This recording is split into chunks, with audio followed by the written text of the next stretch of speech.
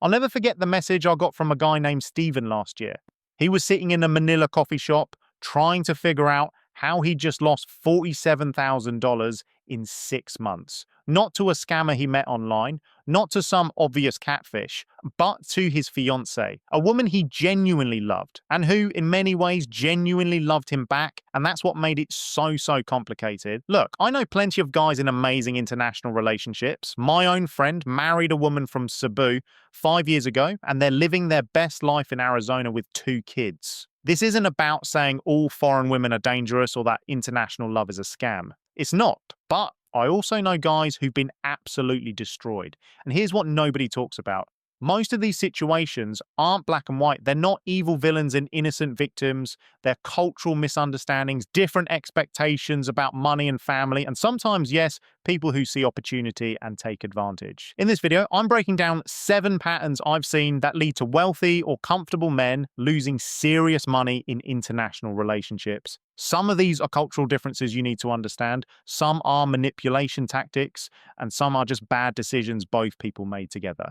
This isn't about scaring you away from international dating. It's about going in with your eyes open, because almost every guy I know who lost big money ignored these exact patterns. Let's get into it. Let's start with something that catches most guys completely off guard: the long-term financial obligation that comes with sponsoring someone's visa to America or Canada. Here's how it starts. You meet someone, fall in love, decide to get married. You start the immigration process, and part of that process requires you to sign something called an affidavit of support. It's a form, seems straightforward, you sign it. What most guys don't realize is what they just agreed to. You're now legally obligated to financially support your spouse at 125% of the federal poverty level until one of 3 things happens. They become a citizen, they work for about 10 years, or someone dies. And here's the part that destroys guys. This obligation survives divorce. Let me tell you about Paul. He was 52, a logistics manager from Ohio, making about $87,000 a year. Not wealthy, but comfortable. He married Lena, a 34-year-old woman from Davao, in 2019. They'd met through a friend of a friend, video chatted for 8 months, and he'd visited her twice in the Philippines before proposing. The first year was good. Lena arrived in Ohio, got her green card, started taking English classes at the community college. Paul was happy. She was adjusting well, but then things started changing. Lena became increasingly unhappy with life in a small Ohio city. She missed the Philippines, she missed the weather, the food, her friends. She felt isolated. Paul was at work all day, and she was home alone with limited English and no real connections. 40 months after getting her green card, Lena told Paul she wanted a divorce. She was miserable. She wanted to move to Los Angeles, where there was a large Filipino community. This wasn't working. Paul was heartbroken, but understood. Sometimes relationships just don't work out. He agreed to an amicable divorce. Then his attorney explained the reality. Paul was still legally obligated to support Lena financially because of that I-864 form he'd signed. Even though they were divorcing, even though she chose to leave, Lena moved to LA and filed for spousal support, claiming she couldn't work full-time yet due to language barriers. The court awarded her $1,200 monthly for 18 months while she completed her English courses and job training. Total cost to Paul, $21,600 plus about $8,000 in legal fees. Now, was Lena a scammer? I'll let you be the judge. But look, she genuinely tried to make it work. As a 34-year-old moving to a foreign country and things not going as planned, did she know about the financial obligation? Probably. Did she plan it from the start? Paul doesn't think so, but he'll never really know. Here's what Paul told me later. I'm not even mad at her. I'm mad at myself for not understanding what I was signing. Nobody explained that divorce wouldn't end my obligation. I just thought it was a standard immigration form. The immigration commitment isn't always manipulation. Sometimes it's just cultural differences and relationships that don't work out. But you need to understand what you're signing up for, because that piece of paper you sign isn't just a formality, it's a binding financial contract that can last a decade. All right, let's talk about something that destroys more international relationships than almost anything else. Fundamentally different ideas about family and money. In Western culture, especially in the US and Canada, we're raised with this idea. Once you're an adult, you're financially independent, you take care of yourself, you might help your parents occasionally, but they have their own retirement savings. Your siblings have their own jobs. Your cousins figure out their own lives. In the Philippines, Thailand, Vietnam, Indonesia, and most of Southeast Asia, family works completely differently. If you have money, you share it. Period. Your parents took care of you, now you take care of them. Your younger siblings need education money, you help. your cousin's kid needs medical care, the family chips in. This isn't manipulation. This is how family works. But here's where it gets complicated. When you marry someone from this culture, you're not just marrying them, you're becoming part of that family support system. And if you're the wealthy foreigner, guess who becomes the primary source of support? Let me tell you about James. He was 49, owned a successful HVAC business in Florida worth maybe $800,000, including his house and business equity. Not rich, but definitely comfortable. He married Pensri, a 36-year-old woman from Udon Thani, Thailand in 2020. James knew about Thai family culture. Pensri had been upfront about sometimes sending money home. James budgeted $300 a month for family support. Seemed reasonable and generous. Reality hit differently. In the first year, here were the requests. Pensri's mother needed cataract surgery. In Thailand, even with insurance, the family portion was $1,800. Her younger brother was finishing his engineering degree, needed $2,400 for final year tuition. Her father's motorcycle broke down, he needed it for work, $250 for repairs. The monsoon damaged the family home's roof, $3,200 for repairs. James' planned $3,600 annual family budget turned into $11,400 in the first year alone. James tried to set boundaries. He explained to Pensri that this wasn't sustainable. They needed to save for their own future, maybe have kids, buy a house. Pensri felt hurt and confused. In her mind, James made good money. These were genuine emergencies. Her family would be homeless without a roof. Her father couldn't work without transportation. Her brother was so close to graduating. How could James say no when he could afford to help? This is where it gets messy, because both of them were right from their own cultural perspective. James felt like he was being used as an ATM with no end in sight. Every month brought a new emergency, every single month. He started to wonder if the emergencies were even real, or if Pensri's family just saw him as an unlimited money source. Pensri felt like she'd married someone cold and selfish. In Thailand, family takes care of each other. James had money. Her family was struggling. Why was he being so stingy? Did he not love her? Did he not see her family as his family? The marriage lasted 3 years. They divorced in 2023, but not because Pensri was a scammer or James was a terrible person. They divorced because they fundamentally disagreed about money, family obligations, and what was fair. Total money James sent to Thailand over 3 years, approximately $38,000. Plus, the divorce cost him about $190,000 in property settlement, since Florida is an equitable distribution state and they'd bought a house together. James said the following: "Looking back, I think Pensri genuinely believed I was being unreasonable, and maybe from her perspective, I was. But I also couldn't live like that, constantly feeling like I was funding an entire extended family I barely knew. We just wanted different things."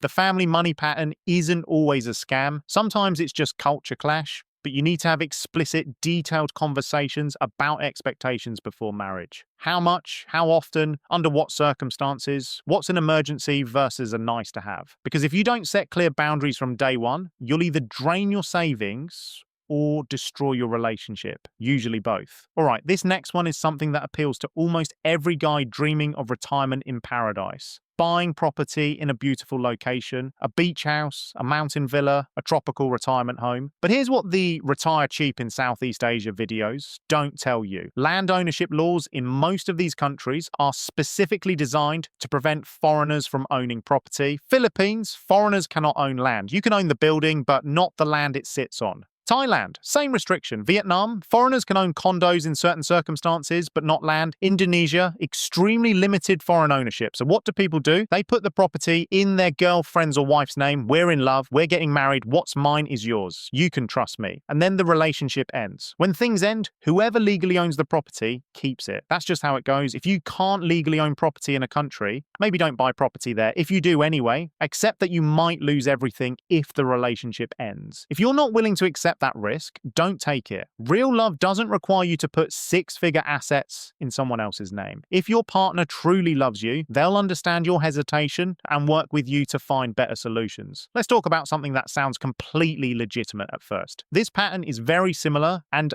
in the same league as pattern 3. So your partner has a business idea, a restaurant, a resort, a shop, an import-export business. It's not a handout, it's an investment in your shared future. You're building wealth together, and sometimes that's exactly what it is. I know couples who've built successful businesses together in Southeast Asia. But I also know guys who've poured $50,000, $100,000, even $200,000 into businesses they have no legal claim to. Here's the thing about foreign business ownership. Most Southeast Asian countries have strict rules about foreigners owning businesses. In the Philippines, foreigners generally can't own more than 40% of a business. In Thailand, it's even more restricted. Vietnam, Indonesia, similar limitations. So when your girlfriend or wife says, let's open a business together, but it has to be in my name because of the law, she's often telling the truth. The law really does restrict foreign ownership, but what happens when the relationship ends? Let me tell you about Mike. He was 44, a software engineer from Austin, making about $140,000 a year. He'd been dating Tui, a 31-year-old woman from Ho Chi Minh City, for 2 years. Long distance. He'd visit Vietnam every few months. She'd visited Texas twice.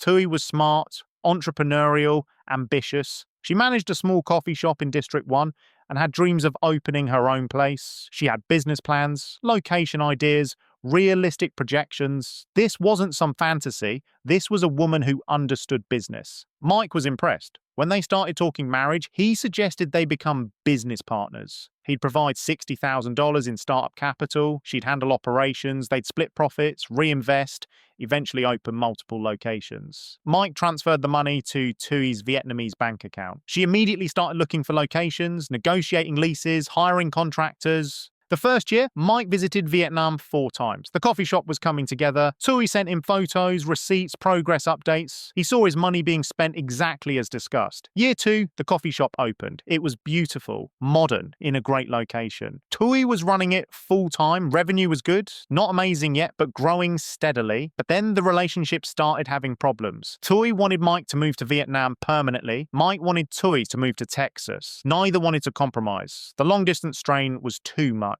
They broke up. Mike asked Tui about his investment. She said she'd pay him back over time as the business became profitable. Then her responses became less frequent. Then she stopped responding entirely. Mike consulted with a Vietnamese attorney. The brutal reality, the business was 100% in Tui's name. There was no partnership agreement, no legal documentation of Mike's investment. Under Vietnamese law, he'd essentially made a gift. His attorney said he could try to sue, but it would cost $15,000 to $20,000 in legal fees with no guarantee of success.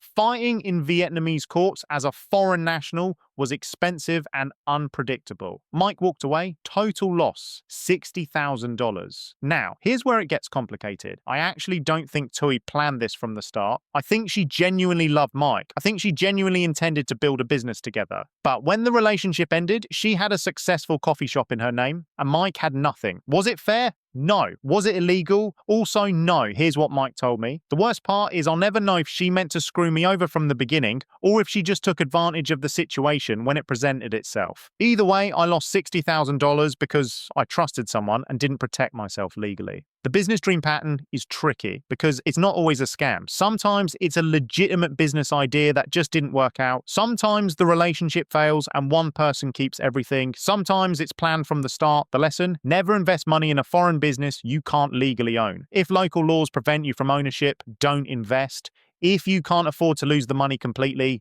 don't invest it. If there's no legal documentation, don't invest. Real love doesn't require you to take massive, unprotected financial risks. If your partner genuinely wants to build something with you, they'll understand your need for legal protection.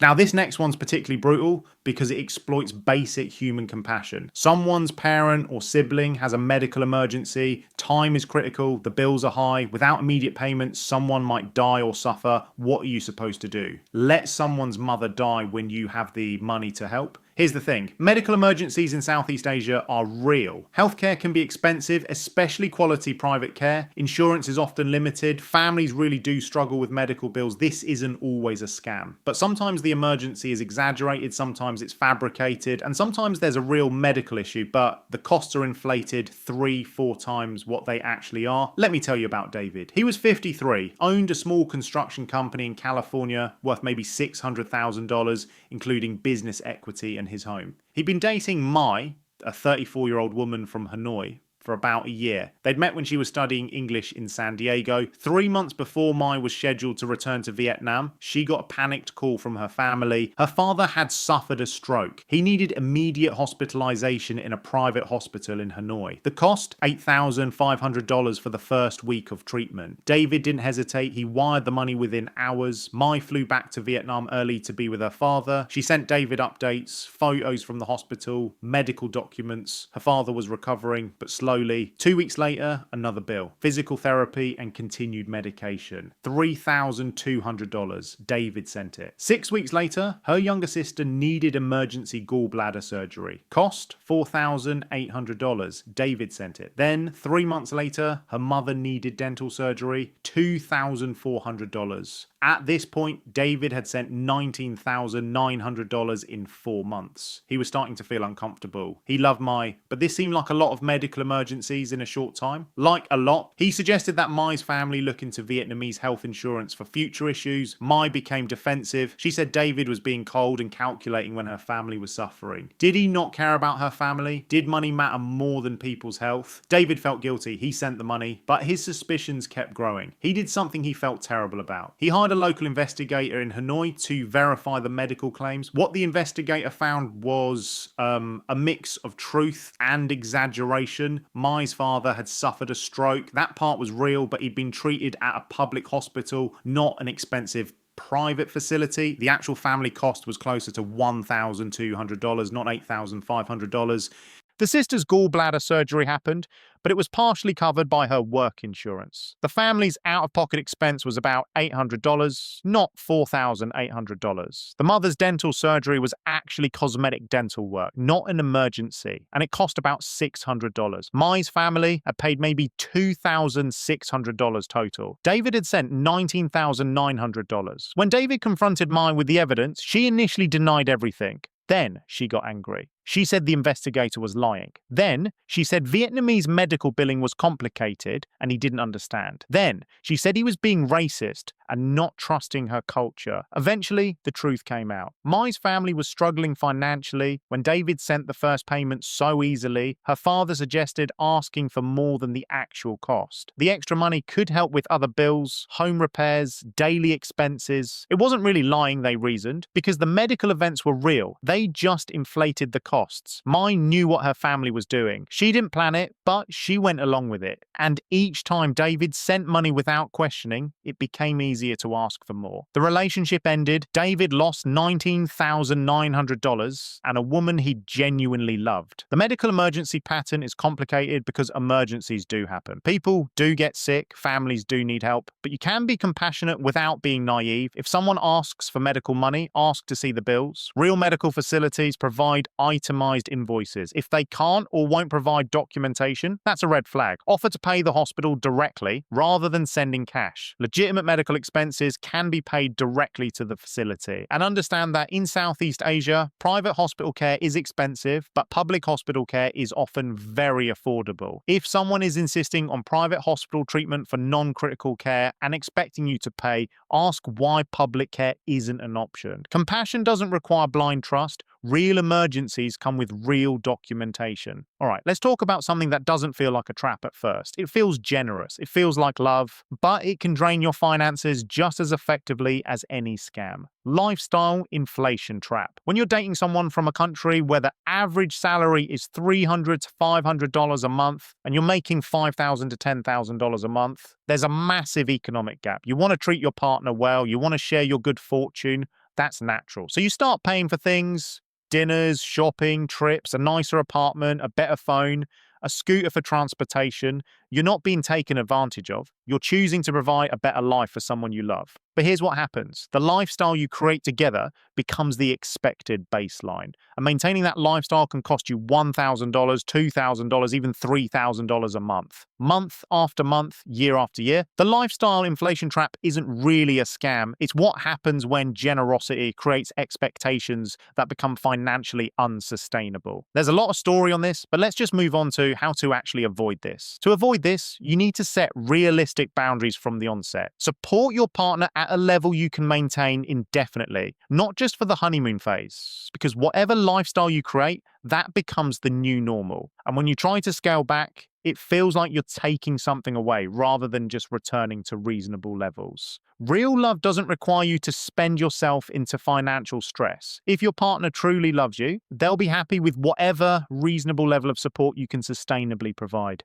Now let's talk about the most subtle pattern of all, the one that doesn't involve scammers or manipulation or bad intentions, just fundamental cultural assumptions that neither person questions until it's too late. When you enter an international relationship, you bring your cultural programming about how relationships work. She brings hers, and often those programs are completely different. In Western culture, especially in America, we have certain assumptions. Adults are financially independent. When you marry, you merge lives but maintain some separateness. Money earned before marriage is yours. Prenups are reasonable if there's a wealth gap. Divorce means clean split and move on. In many Southeast Asian cultures, the assumptions are different. Marriage means complete financial unity. All money becomes family money. Prenups suggest distrust and lack of commitment. Family obligations are lifelong and non-negotiable. Divorce brings shame. Neither set of assumptions is right or wrong. They're just different, but when you don't discuss them explicitly, when you each assume the other thinks the way you do, that's when things go sideways. Let me tell you about Andrew. He was 57, a civil engineer from Toronto with about 880,000 Canadian dollars in assets. He married Dow, a 32-year-old woman from Cebu, in 2021. Before marriage, Andrew's attorney advised him to get a prenuptial agreement. Andrew had accumulated his wealth over 25 years. Dow was coming into the marriage with minimal assets. A prenup seemed reasonable. When Andrew suggested it to Dow, she was devastated. In Filipino culture, a prenup suggested he didn't trust her, that he was planning for divorce before they'd even married, that he saw her as a gold digger. Andrew tried to explain. It wasn't about trust. It was just about protecting what he'd built before they met. If they divorced, anything they built together would be shared, but what he had before marriage would remain his. Dow heard something completely different. Andrew was saying her contributions to the marriage, her emotional support, her homemaking, her future sacrifices weren't worth anything. He was saying if things didn't work out, she'd be discarded with nothing. Andrew, wanting to prove his love and commitment, dropped the prenup idea. They married without one. The marriage had its struggles, cultural differences, language barriers, loneliness for Dow in Canada, career stress for Andrew. They tried counselling, made efforts, but after 3 years, they both agreed the marriage wasn't working. They filed for divorce in Ontario in 2024. Andrew assumed that since most of his assets were accumulated before marriage, he'd keep most of them. He paid off his house before meeting Dow. His retirement accounts were mostly funded before marriage. He'd only contributed to these accounts for 3 years during their marriage. Ontario family law saw it differently. The court calculated that Dow was entitled to an equalisation payment based on the increase in Andrew's net worth during the marriage. That included increases in home value, retirement account growth, everything. The final settlement, Dow received 127,000 Canadian dollars as an equalisation payment. Plus, the court awarded her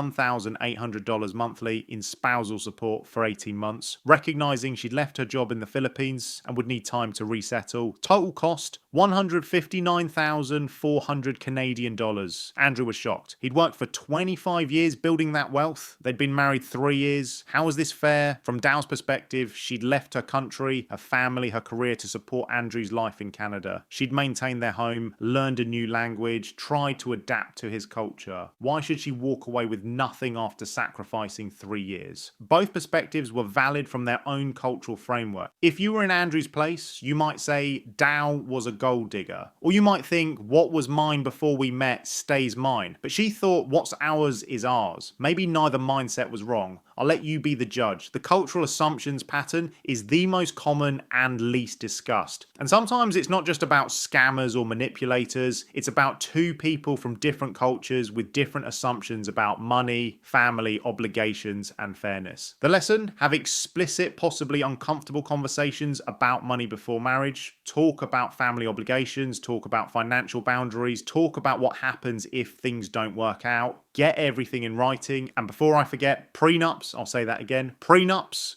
If these conversations feel unromantic or suggest distrust, you're not ready for an international marriage, because real trust includes being able to discuss difficult topics honestly. So there you have it. 7 patterns that lead to guys losing serious money in international relationships. Let me be clear about something. This video is not about saying foreign women are dangerous or international relationships are scams. They're not. I know dozens of guys in beautiful, genuine international marriages who wouldn't trade their relationships for anything. My own friend's marriage to his Filipino wife is one of the strongest relationships I've ever seen. This is about patterns, things that go wrong when people don't communicate clearly, don't understand cultural differences, don't protect themselves legally, or sometimes, yes, get deliberately taken advantage of. The guys who navigate international relationships successfully share a few characteristics. First, they communicate explicitly about money, expectations, and cultural differences from the beginning. No assumptions, everything discussed and agreed upon. Second, they maintain reasonable boundaries. They're generous, but not reckless. They help, but don't enable. They trust, but verify. Third, they protect themselves legally. They understand immigration obligations before signing. They research foreign property laws before buying. They get written agreements for business investments. Fourth, they recognize that cultural differences are real and require ongoing negotiation. They don't assume their partner thinks like them about money, family, or obligations. Fifth, they stay financially responsible. They don't drain their savings trying to maintain an unsustainable lifestyle or fix every family emergency. Here's the counterintuitive truth. If your partner genuinely loves you, these protective measures won't offend them. They'll understand why you need legal agreements, why you can't fund every request, why you maintain financial boundaries. Real love accepts reasonable boundaries. Manipulation demands blind trust. If anything I've described sounds familiar, slow down, have explicit conversations.